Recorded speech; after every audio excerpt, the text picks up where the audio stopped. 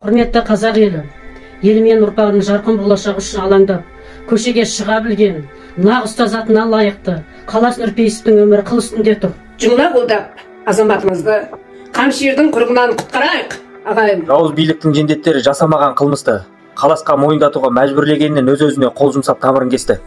Бар жазығы елмен бірге бейбіт шеруге шыққаны. 2019 жылғы 1 мамырындағы бейбіт шеруде білім сапасының төмендегін айтқалы қадағалаумен келеді. Ал енді қатардағы биліктің өзі жасаған қырғынын қаласын мойнына ілуге. Көрген қысымнан денсаулығы да күрт төмендеген. Ел болып дабыл қақпасақ арты өкінішке соғуы мүмкін.